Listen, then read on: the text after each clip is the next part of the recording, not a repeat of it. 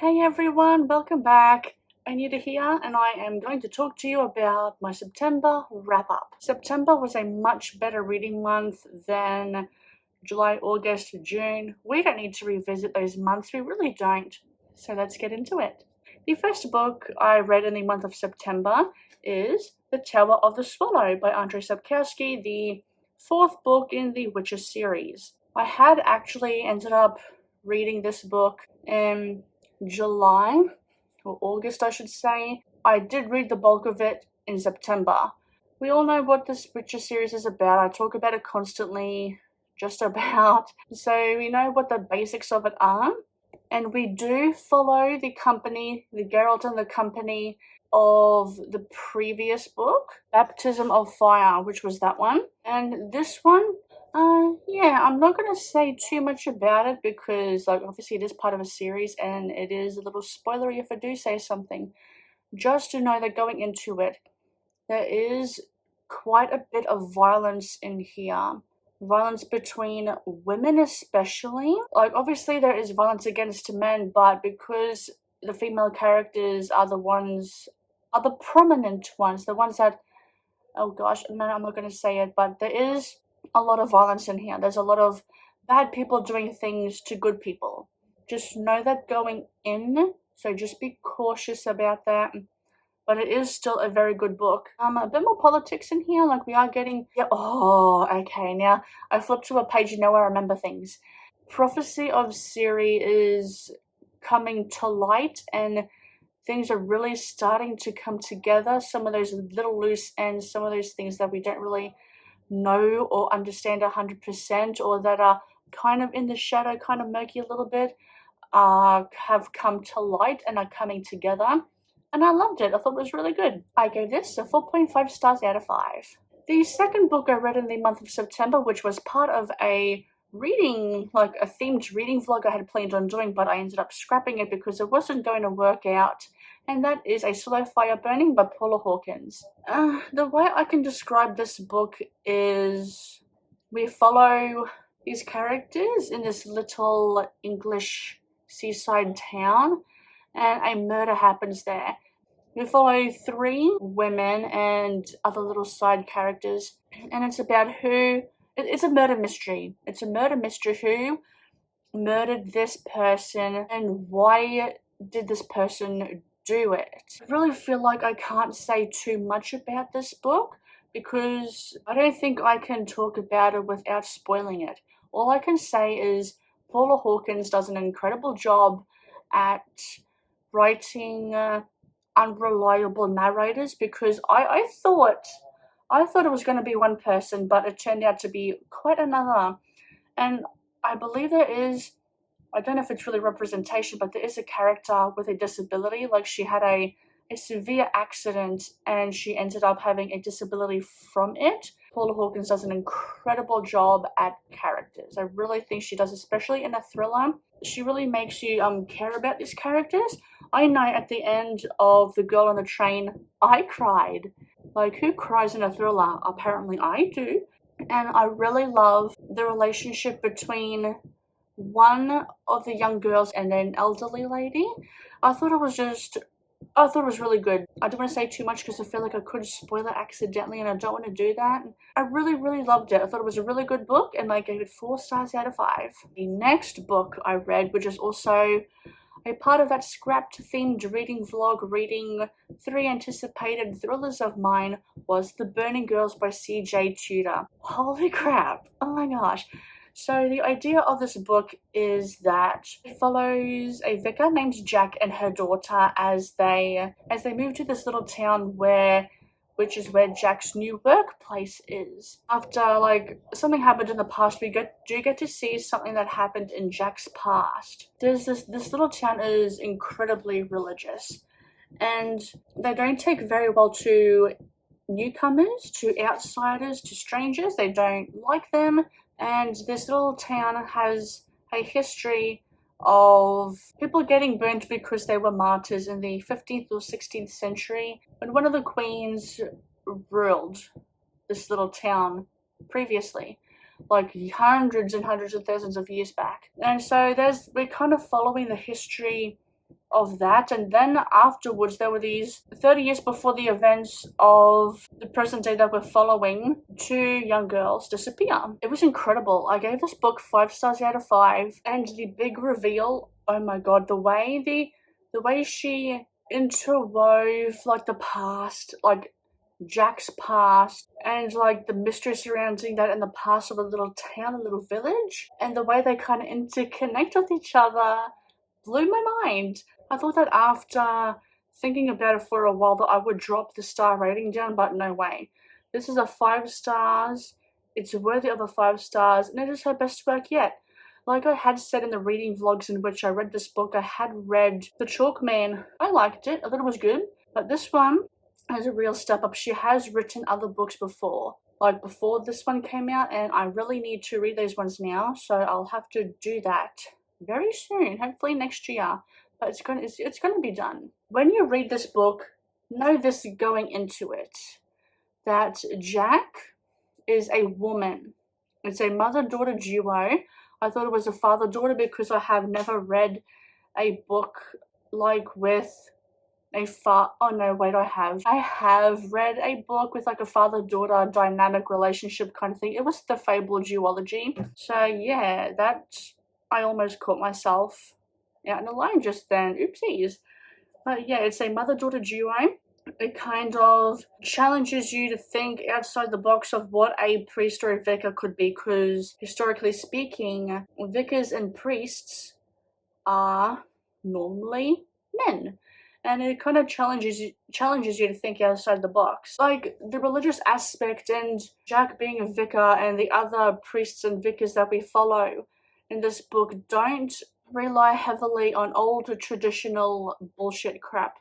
It is a very modern take on it. Like, these vicars and priests come into the story with a modern outlook on it.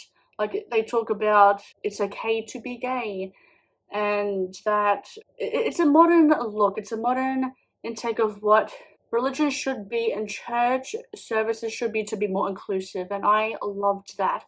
I'm not a religious person, but I'm not a religious person at all. But when it comes to historical fiction and even thrillers like this one, I think I could actually really enjoy religion in these kind of books. There are some supernatural aspects to it because Jack's daughter, whose name I can't remember, I think it's Flo. Yeah, I think it's Flo. We get her perspective, like she's a photographer. Oh yeah, she sees these visions of burning girls. There are some ghostly apparition stuff happening in this book, so it is a little bit supernatural like I thought it was going to be, and I'm happy about that. And the last book I read in the month of September, which I'm still reading, I have around little over 100 pages left, and that is The Lady of the Lake by Andrzej Sapkowski, the 5th book in the Witcher series, the main core series. I have been reading these books once a month, and I can't believe it's coming down to this. Like, I don't have much left at all. I can easily get this done today. All I can say so far is that this was so good. I don't know the star rating I will give yet because I haven't finished. So much has happened in this book, and I'm still trying to wrap my head around this. We get visions of the present day with the characters that we are following, like Geralt, Ciri, Yennefer, Dandelion, and we also get to see the future and what happens in the future. We get some of the characters that we are introduced to in present day with Geralt and Ciri around.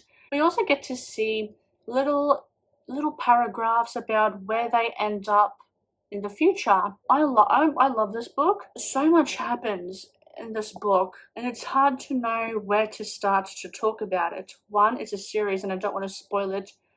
2, throughout the series there are some time jumps. I don't realize until later on in the book when someone says, oh, it's been 5 years since blah blah blah blah, and then blah blah blah blah was in the previous book of the series, and you're like, holy crap, there's a time jump. It flows so seamlessly with the times, and I feel like everything is coming to a T in this book. Of course, it's the 5th one.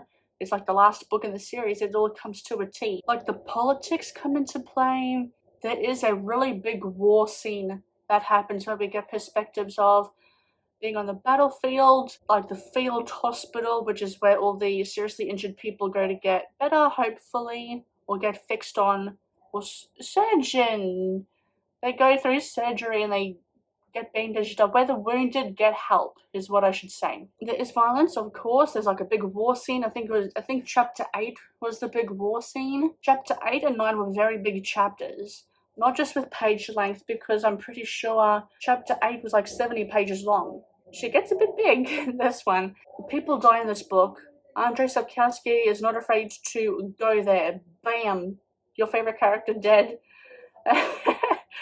I don't want to say which favorite character. And we get some very heart-wrenching goodbyes. Like, yeah, it's emotional. This book really is. I might, because I'm so close to the end and I will get it finished. It is September, October 2 at the time of filming this video. I might insert a little clip after of me when I finished reading this book. So I will do that right around now. I have since finished, let me get the book, silly me for not having it earlier, but I have since finished The Lady of the Lake by Andrzej Sapkowski. It's really good, and oh my god, let me put my arm down, there we go. So I did enjoy it. I really liked seeing glimpses of the future, and just seeing the prophecy come to life and all those slower moments that we get in the other series, like the other books in the series, and seeing all of those come into play, like all the politics. It was good, but I expected the ending to be a little bit more. Someone had said in a like a review that on Goodreads that it was a bit rushed. I can see where they're coming from, but I didn't think so.